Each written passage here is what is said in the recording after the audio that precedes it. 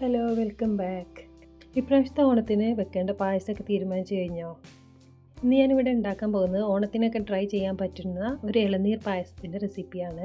ഞാനിത് ഓണപ്പായസ കോമ്പറ്റീഷന് വേണ്ടിയിട്ട് ഉണ്ടാക്കിയതാണ്. അതുകൊണ്ടാണ് ഇതിൻ്റെ പ്രസൻറ്റേഷനൊക്കെ ഇതുപോലെ.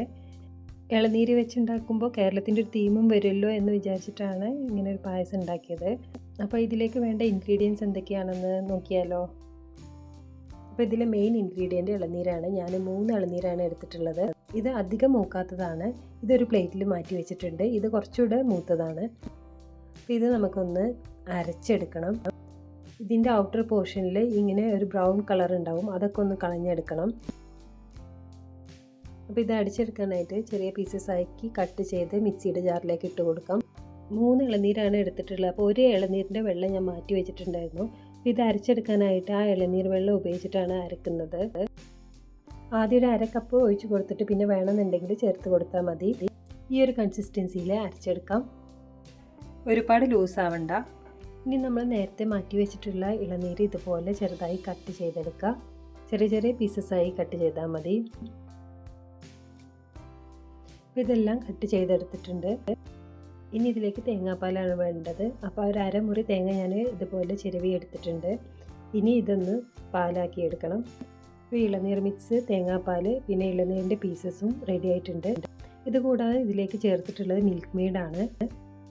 ഇനി പായസം ഉണ്ടാക്കി തുടങ്ങാം. അപ്പോൾ അതിനായിട്ട് 1 ലിറ്റർ പാൽ എടുത്തിട്ടുണ്ട്. ഇതൊന്ന് തിളപ്പിച്ചെടുക്കണം. ഫുൾ ഫാറ്റ് മിൽക്കാണ് എടുത്തിട്ടുള്ളത്. പാൽ തിളച്ചതിന് ശേഷം മിൽക്ക് മെയ്ഡ് ഒഴിച്ച് കൊടുക്കാം. മിൽക്ക് മെയ്ഡ് മധുരത്തിന് ആവശ്യമായത് ഒഴിക്കുകയാണെങ്കിൽ പിന്നെ പഞ്ചസാര ചേർക്കേണ്ട ആവശ്യമില്ല. അല്ലെങ്കിൽ പഞ്ചസാരയും മിൽക്ക് മെയ്ഡും പകുതിയായിട്ട് ചേർക്കാം. നമ്മൾ നേരത്തെ അടിച്ചു വെച്ച ഇളനീരിൻ്റെ മിക്സും കൂടി ഇതിലേക്ക് ചേർത്ത് കൊടുക്കാം. എന്നിട്ട് നന്നായി ഒന്ന് ഇളക്കി യോജിപ്പിക്കണം. ഇതിലേക്ക് ഏലക്കാപ്പൊടിയോ ഏലക്കയോ ചേർത്ത് കൊടുക്കാം. പായസം കുറച്ച് നേരം ഒന്ന് ഇളക്കി ഒന്ന് കുറുക്കിയെടുക്കാം.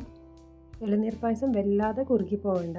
കുറച്ചൊരു ലൂസ് കൺസിസ്റ്റൻസിയിലാണ് ഉണ്ടാവുക. പിന്നെ ഇത് തണുക്കുമ്പോൾ ഒന്നുകൂടെ കട്ടിയാവുമല്ലോ. നേരത്തെ നമ്മൾ കട്ട് ചെയ്ത് വെച്ച ഇളനീർ പീസസ് ഇട്ട് കൊടുക്കാം. ഇനി നേരത്തെ എടുത്തു വെച്ചിട്ടുള്ള തേങ്ങാപ്പാൽ ചേർത്ത് കൊടുക്കാം. തേങ്ങാപ്പാൽ ഏറ്റവും ലാസ്റ്റാണ് ചേർക്കേണ്ടത്. പിന്നെ അത് ചേർത്തതിന് ശേഷം അധികം തിളപ്പിക്കൊന്നും വേണ്ട. ജസ്റ്റ് ഒന്ന് ചൂടായതിന് ശേഷം മാറ്റി വെക്കാം. അപ്പോൾ ഇത്രയേ ഉള്ളൂ. സ്വാദിഷ്ടമായ ഇളനീർ പായസം റെഡി ആയിട്ടുണ്ട്. കോമ്പറ്റീഷൻ ആകുമ്പോൾ പ്രസൻറ്റേഷൻ ഇമ്പോർട്ടൻ്റ് ആണല്ലോ.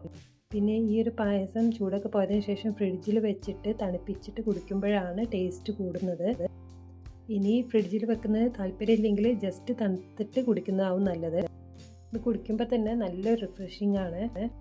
ഇതിൻ്റെ മുകളിൽ ഒരു ഡെക്കറേഷന് വേണ്ടിയിട്ട് കാഷ്യൂസും ബദാമും ഒന്ന് നെയ്യിൽ വറുത്തിട്ടിട്ടുണ്ട്. ഇത് ഓപ്ഷണലാണ്. അപ്പോൾ ഇന്നത്തെ വീഡിയോ ഇത്രയേ ഉള്ളൂ. അടുത്തൊരു വീഡിയോയിൽ വീണ്ടും കാണാം. ബൈ.